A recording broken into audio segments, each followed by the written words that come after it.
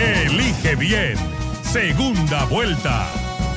Mi primera pregunta sería, ¿qué tan importante le parece a usted que el día de hoy firman esta proclama, hacen este juramento los candidatos, pero por ejemplo en el caso de Pedro Castillo, que tenía al pueblo en una gran incertidumbre con respecto al programa de gobierno, al plan de gobierno, porque él mismo había dicho que el ideario es el que presentaron al Jurado Nacional de Elecciones, pero que estaban haciendo un plan de gobierno? ¿Qué tan importante ha sido que, por ejemplo, ayer publique estas 17 páginas de su plan en sus redes sociales? En transparencia, pedimos ya hace varias semanas atrás que ambos partidos presentaran sus propuestas organizadas para la segunda vuelta, y esto por varias razones, ¿no? En primer lugar, porque como es habitual, ¿no?, en la segunda vuelta, ambos candidatos hacen cambios en sus propuestas iniciales, y eso tiene que ver con la búsqueda de personas, de votos, de quienes no votaron por ellos en la primera vuelta, ¿no? Para traer esos sufragios necesitan hacer cambios, correcciones, agregados, eventualmente pues eliminar incluso propuestas que tuvieron en la primera vuelta, ¿no? Y por eso es necesario que ambos, ¿no?, entreguen, digamos, de una manera organizada, estructurada, estas propuestas de segunda vuelta. Y en segundo lugar, porque eso permite también un seguimiento ciudadano mucho más ordenado, ¿no? Porque lamentablemente sí hemos visto mucho desorden, ¿no?, en los discursos, en lo que se va diciendo, y eso a veces genera confusión y también abre un campo para las noticias falsas, ¿no? Porque no se logra distinguir, ¿no?, qué cosa es realmente lo que se está colocando sobre la mesa de aquello que no lo es, ¿no? O confusiones, ¿no? Con lo cual tienes a veces a los candidatos haciendo interpretaciones o correcciones de lo que ellos mismos dicen, ¿no? Entonces, por esa razón es mejor colocar en blanco y negro, ¿no?, ambos partidos, qué cosa es lo que le plantean al país en segunda vuelta. Así que me parece bien que haya ese esfuerzo de ambos, ¿no?, de hacer esta propuesta más ordenada. Ahora, Iván, dentro de lo que significa la lucha contra la pandemia, Keiko Fujimori habló del tema de plantas de oxígeno, el bono oxígeno.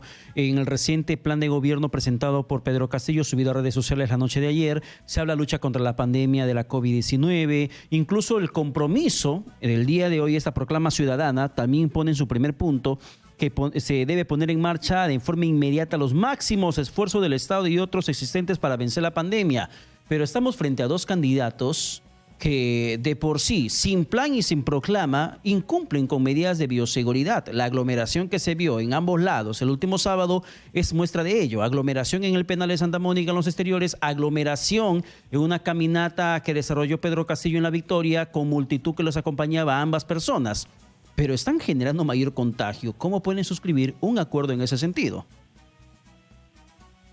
Es un buen punto.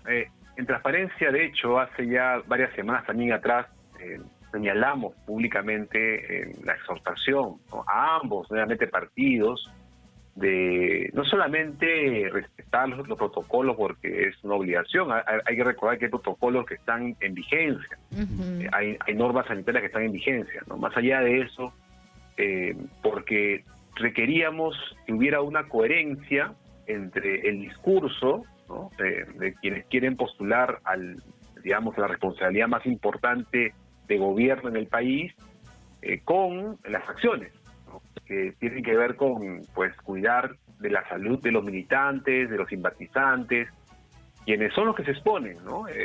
Son principalmente los que se exponen en estas circunstancias.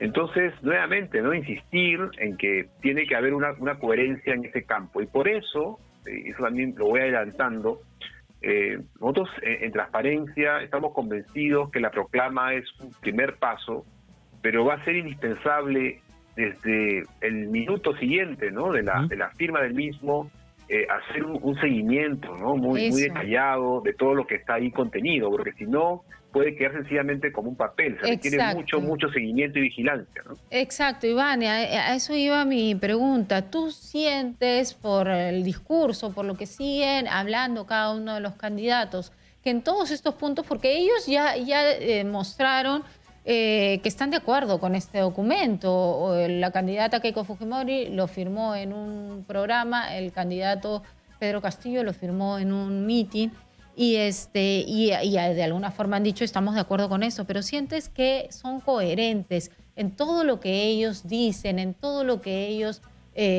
proponen, con todos los puntos de este documento. Te pongo un ejemplo, el tema, por ejemplo, de los indultos que pretenden conseguir en sus gobiernos. El tema, por ejemplo, de algunas prohibiciones, como el señor Castillo, que en algún momento dijo que iba a prohibir la importación de los productos que producía el Perú.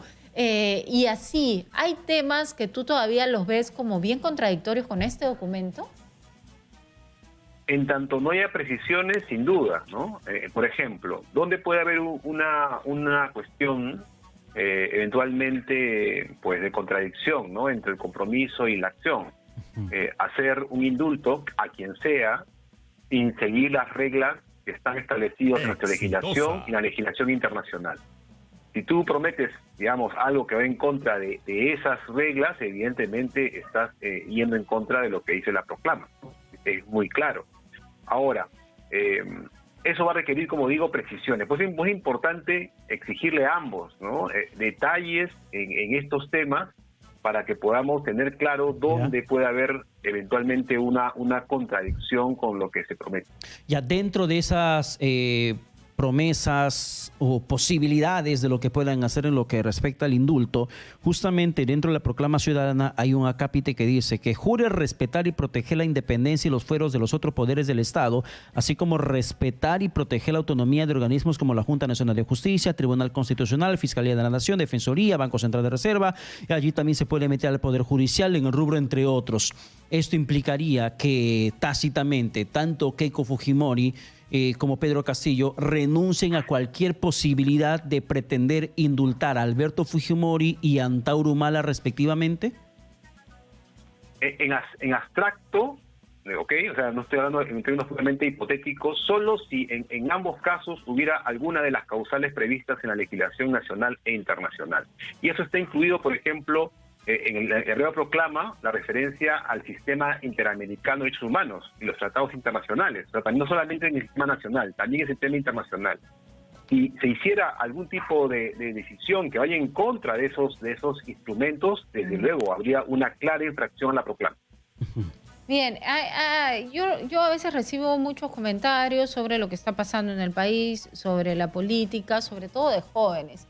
Y los jóvenes se están preguntando ahora, ¿y qué ganamos nosotros con que firmen este documento? ¿Cómo así sabemos que lo van a cumplir? Y si no lo cumplen, ¿qué va a pasar con ellos? No va a pasar nada, si va a suceder algo, dejan de ser presidentes, ¿qué pasa? ¿No? Se preguntan los jóvenes con respecto a este juramento que van a hacer los candidatos.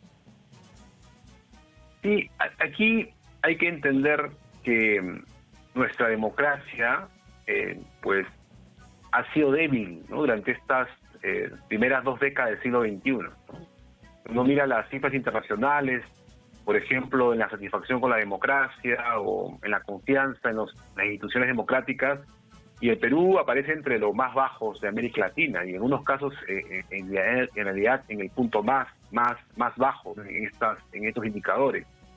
Y a eso se ha sumado toda la crisis que hemos vivido en los últimos años, ¿no?, que ha demolido, ¿no?, la confianza en la política. Entonces, en primer lugar, es completamente comprensible esa desconfianza. En segundo lugar, normalmente lo que hace que los políticos, los gobernantes, cumplan con sus responsabilidades y con las promesas que hacen es, en primer lugar, una institucionalidad fuerte que pues controla al gobierno y les exige cumplir con sus deberes, y por otro lado una sociedad civil activa que presiona y que eventualmente castiga electoralmente las decisiones equivocadas. En estos dos campos, en estos dos rubros, hay que hacer un esfuerzo muy grande en el próximo quinquenio. Porque quien sea el que finalmente sea electo o electa, necesita de esa vigilancia muy cercana de tanto instituciones como ciudadanos. Y el esfuerzo que hacemos ahora es de marcar algunas líneas básicas que deberían regir el seguimiento en ambos campos. Ya, pero Iván, para terminar, ¿crees, bueno, para hacer vigilancia necesitas libertad de expresión? libertad, respeto a la prensa y sobre todo que la gente se pueda expresar. Y en el punto donde justamente tienen que jurar, respetar, estimular y defender decididamente la libertad de expresión y de prensa, ¿crees que este acápite de la libertad de prensa, libertad de expresión de la ciudadanía en general, está en riesgo con ambos candidatos a la presidencia? No, sin duda hay un riesgo. Esa es la razón por la cual colocamos estos puntos dentro de la proclama, ¿no? Algún colega suyo nos dijo en otra entrevista que qué país que necesitamos colocar lo básico en blanco y negro. Y es así, ¿no? Hay un riesgo en estos momentos, que no es solamente en el Perú lo que ocurre, ¿no?